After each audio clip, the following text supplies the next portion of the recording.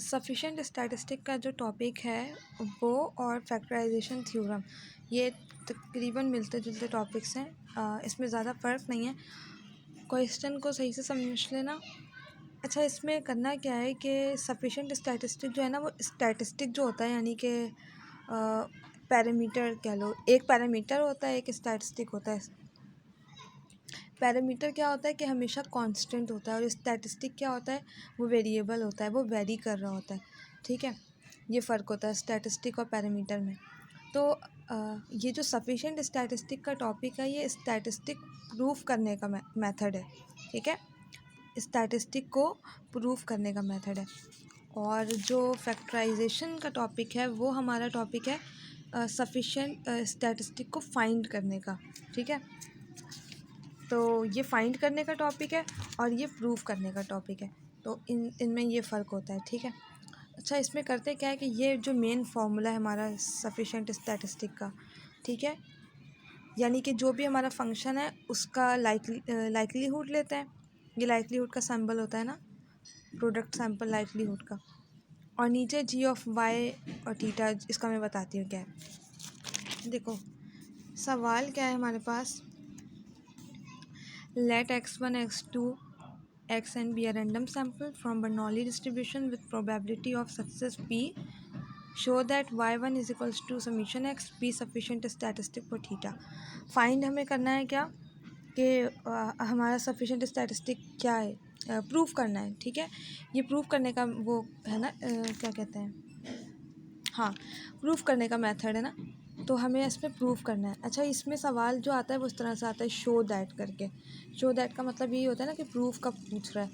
अगर सवाल में फाइंड सफिशिएंट स्टैटिस्टिक या what is the sufficient statistic अगर इस तरह से आ रहा है, तो यानी कि फैक्टराइजेशन वाला इसमें मेथड अप्लाई करेंगे। ठीक है, दूसरी बात, अब इसको क्वेश्चन सॉल्व करके देखते हैं। इसका मेथड क्या है कि देखो, सबसे पहले हमें लिखा हुआ है कि बर्नौली डिस्ट्रीब्यूशन हमें यूज़ करना है, तो हमने सबसे पहले बर्नौली डिस्ट्रीब्यूशन का फंक्शन लिख लिया।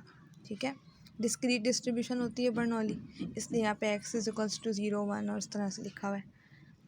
अब हमें पता है कि बर्नौली डिस्ट्रीब्यूशन का मीन क्या होता है, p होता है। ठीक है, बर्नौली डिस्ट्रीब्यूशन है क्या, एक अगर सैम्पल की बात करें, एक की यानी सिर्फ x की, एक की, तो वो किसको फॉलो कर रहा है, बर्नौली डिस्ट्रीब्यूशन को। लेकिन बर्नौली अगर बहुत सारे हों, x1 x2 xn बहुत सारे आ जाएं, तो ये क्या हो जाएगा, समीशन x, यानी कि बर्नौली डिस्ट्रीब्यूशन का सम। तो बर्नौली डिस्ट्रीब्यूशन का सम किसको फॉलो करता है, बाइनोमियल डिस्ट्रीब्यूशन को। बाइनोमियल और बर्नौली यही होता है ना कि अगर हम एक x की बात कर रहे हो तो बर्नौली डिस्ट्रीब्यूशन हम यूज़ करते हैं। अगर बहुत सारे मतलब उसके सम की बात कर रहे हो, बर्नौली डिस्ट्रीब्यूशन का सम होता है बाइनोमियल डिस्ट्रीब्यूशन। ठीक है, अब यहाँ पर हमें यही करना है कि जो भी हमें डिस्ट्रीब्यूशन दी हुई है वो और उसके सम का डिस्ट्रीब्यूशन कौन सा है, उन दोनों के मीन यूज़ करेंगे। जैसे कि यहाँ पर देखो, हमने सबसे पहले लिख लिया कि बर्नौली डिस्ट्रीब्यूशन का मीन किसको फॉलो करता है, पी को। उसके बाद हमने लिख लिया समीशन एक्स वाई 1 के इक्वल है, तो हमने इस तरह से लिख लिया। देखो, सवाल में था तो हमने इस तरह से लिख लिया। ये किसको फॉलो कर रहा है, बाइनोमियल डिस्ट्रीब्यूशन को। बाइनोमियल डिस्ट्रीब्यूशन का मीन सबको पता है कि एन और पी होता है। ठीक है, अब हमें करना क्या है कि जो इसके सम का डिस्ट्रीब्यूशन होगा ना, जो डिस्ट्रीब्यूशन का सम होगा, यानी कि ये बर्नौली है, बाइनोमियल है, उसका PDF लिखेंगे। फिर जहाँ जहाँ x होगा वहाँ वहाँ हम क्या कर देंगे, y1 पुट कर देंगे, तो ये कहलाएगा g ऑफ y1। ठीक है, यानी एक तो बर्नौली डिस्ट्रीब्यूशन है। ठीक है, तो एक तो बर्नौली डिस्ट्रीब्यूशन है, लेकिन वो जो हम सम वाले का काम कर रहे हैं ना, जो हम जिस भी डिस्ट्रीब्यूशन का सम ले रहे हैं उसके मीन को लिख रहे हैं ना, उसके डिस्ट्रीब्यूशन को, तो जहाँ जहाँ उस वाले में x होगा वहाँ वहाँ हम y1 पुट कर देंगे, क्योंकि यहाँ पर लिखा हुआ है कि summation x is equals to y1, तो हमने वहाँ वहाँ y1 पुट कर दिया। ठीक है, और यहाँ पर इसीलिए लिखा है क्योंकि डिस्क्रीट डिस्ट्रीब्यूशन है, बाइनोमियल भी, तो y1 is equals to 0 1 2 3 n तक। ठीक है, ये हमारा फॉर्मूला लिख लिया हमने। उसके बाद कौन सा फॉर्मूला, सफिशिएंट स्टैटिस्टिक का, कि जो भी हमारा फंक्शन है वो उसका प्रोडक्ट लेंगे ऊपर, फिर डिवाइड में क्या है कि g ऑफ y1 थीटा, यानी कि ये जो हमने अभी ये पुट किया है, यानी कि डिस्ट्रीब्यूशन के सम का जो भी हमने लिखा था PDF, उसमें जहाँ जहाँ y1 पुट किया था वो, तो ये वाली चीज़ होगी ना, वो हमारे यहाँ पर नीचे आएगी। ठीक है, उसके बाद देखो पुट कर देते हैं हम। यहाँ पर देखो मैंने ये प्रोडक्ट फॉर्म वैसे ही लिख लिया फॉर्मूले का। उसके बाद मैंने यहाँ पर क्या कर दिया, ये PDF जो था बर्नौली डिस्ट्रीब्यूशन वो लिख लिया। डिवाइड में मैंने क्या लिखा है, g(y1) थीटा, जो हमने बाइनोमियल डिस्ट्रीब्यूशन में जहाँ जहाँ x था वहाँ y1 रख के जो निकाला वो रख दिया।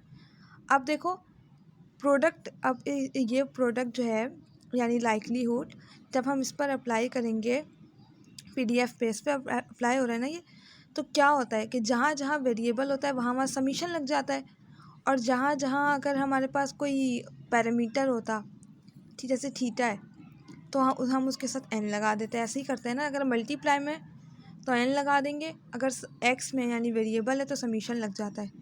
ठीक है, तो देखो ये जहाँ पर देखो यहाँ पर समीशन अप्लाई कर दिया। यहाँ पर इस वाले देखो दो टर्म्स है ना, एक ये और एक ये, इस टर्म में भी x है, इस टर्म में भी x है, तो दोनों जगह समीशन लगा दो। ये रहा समीशन x, फिर ये 1 - p वैसे ही लिखा, और n minus summation x। n क्यों, क्योंकि ये 1 है, तो 1 क्या है, कांस्टेंट। 1 2 3 4, इस पे अगर प्रोडक्ट अप्लाई करेंगे तो क्या होगा, n हो जाएगा ये, और x के साथ जब अप्लाई करते हैं तो समीशन हो जाता है। ऐसे ही होता है ना, या सिंपल ये कह लो कि प्रोडक्ट को समीशन में भी कन्वर्ट कर सकते हैं। तो समीशन है, ठीक है। अब समीशन इसके साथ अप्लाई करो x के साथ, तो समीशन ही आएगा। फिर समीशन यहाँ पर भी x के साथ समीशन ही आएगा, समीशन x हो जाएगा। लेकिन मैंने बताया था कि समीशन जब कांस्टेंट पे अप्लाई होता है तो n हो जाता है, तो ये n हो गया। ठीक है, तो ये हमारा ये टर्म बन गई।